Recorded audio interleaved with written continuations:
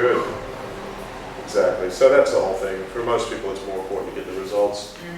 And as I say, the bruising is actually probably toxins coming to the surface and coming out.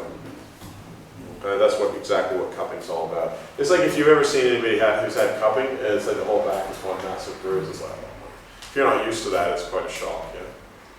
Did your back bruise? Who had cupping before? You've had cupping? Yeah, cupping. Who's that? You had cupping? Did your back bruise? Yeah. Yeah. Yeah. Most of us have toxins. If you're living in the world with air the way it is and different foods and things like that, we're all absorbing a certain amount of toxins.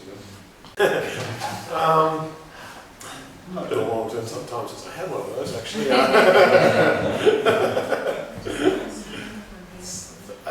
I mean, it's a suction thing, right? It's a vacuum. It creates a vacuum and it pulls the blood to the surface. Because what they do is they usually get like a candle or something, and they get the oxygen out of the cup, and then they put it onto your back, and then it sucks your skin up. You know? And the interesting thing is, if you look at something, one part of your body may come up really dark, and another part may come up just very mild. The different parts of your body will come up with different toxins coming out in different areas. You might hold it in different parts. So quite interesting. Okay, so do you have any allergies or are you allergic to any essential oils? Yes or no? Well, if they've got an allergy to certain almonds or something, we're not going to use almond oil. And the same with essential oils. Some people will know, some people won't. Do the best you can. If you know they're allergic to an oil, don't use it. Pretty simple.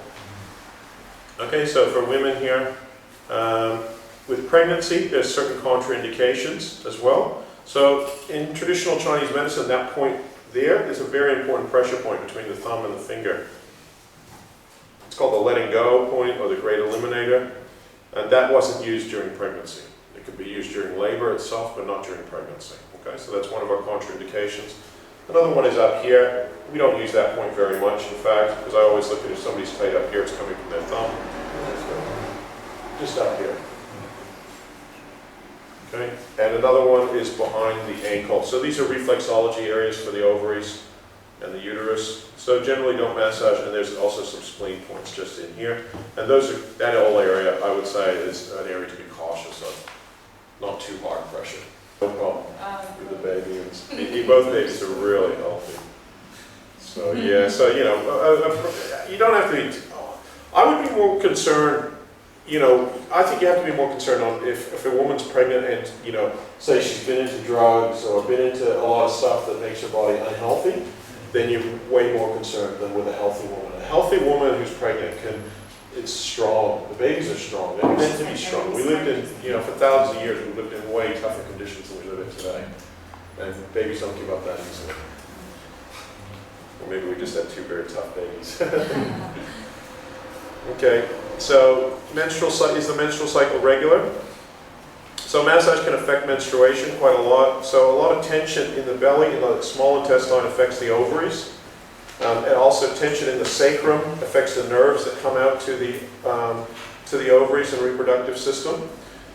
So if the menstrual cycle is not regular, it often will show that there's a lot of belly tension, okay, or sacral tension around the bottom of the spine. So that can give you some good ideas. Now, some women, when you massage them, they'll have a period out of their cycle, and it'll often be like dark purple kind of blood. So it's like an old toxic kind of blood. So that's quite common. So don't be alarmed if a person says that happens, or if it happens to one of the women here. And menstrual cycles can get affected through massage as well. In terms they can come earlier or later. A lot of PMT and that sort of thing can also be affected. So in my opinion with PMT, it often exists there anyway as tension, because you can see the tension is in the word, or in America they call it PMS, premenstrual syndrome. But the tension is there, and then what happens during that time of the month, it just gets aggravated. So if we get rid of the belly tension, we can often get rid of that tension. Okay? Which makes the husbands more relaxed as well, right? A lot of menstrual problems, and that includes things like fertility and things. I've treated a lot of people with fertility problems, and a lot of that comes from belly tension. Small intestinal tension puts pressure on the ovaries, and then they don't perform. The same with cysts and all sorts of things. Wherever there's tension, problems develop. That's a general rule to think about. Okay? Have you recently given birth? Yes or no? So with birth, it can, obviously it makes the area a bit weaker temporarily, but in places like Indonesia, and after a woman gives birth, they often do a lot of massage in the whole uterus, for the whole uterus to come back into shape. So it's actually not such a bad thing, but you would be more gentle and more sensitive, obviously. Have you ever had an epidural? In my experience, epidurals really cause a lot of problems with the lower, with tension in the sacral area, the muscles beside it. I've had worked on a lot of women who have had epidurals, and they've got so many problems around their sacrum. So if they have, and then you go, why is that? You can, it's hard to fix, but you can often help it. But sometimes there's still lingering problems. So it gives you an idea about that. Okay, so now we go into lifestyle. Do you smoke, yes or no? Now, what you find with people that smoke is they often have a lot more toxins. So you're more likely to experience with a smoker where they feel worse before they get better. So instead of feeling great after a massage, they feel like crap, basically. They feel very toxic, very junky, okay?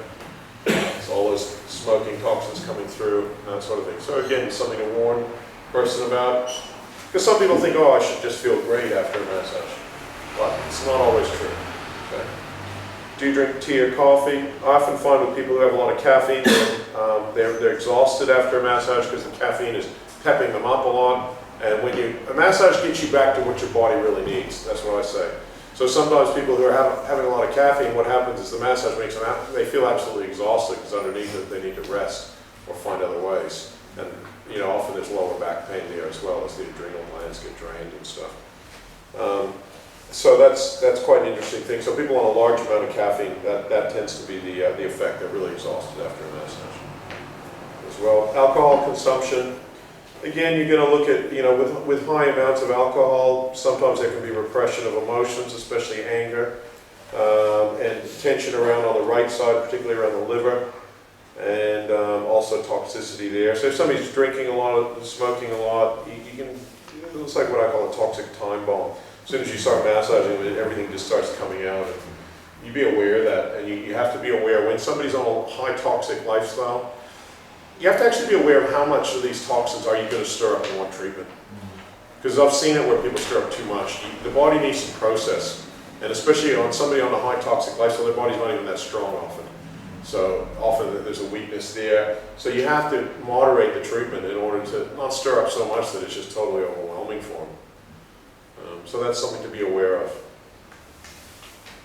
Okay, so how many hours you spend taking time out for yourself? That's going to give you an idea of somebody who can take time out and be connected with themselves. Often if they're not taking any time out, what it usually means is their brain is really buzzing. They're really fast thinking. Often they're not, they may not be connecting with their breath. Some people can. It's not always, some people are busy people, but they do connect with their breath and they're connected. But a lot of people, it tends to make their mind go very fast. So you may end up having to start the massage with a head massage just to calm their mind down, that sort of thing. And you may be aware, okay, maybe the person's really, they're busy in their head. We need to get them centered in their breath first, so that they're very present with us.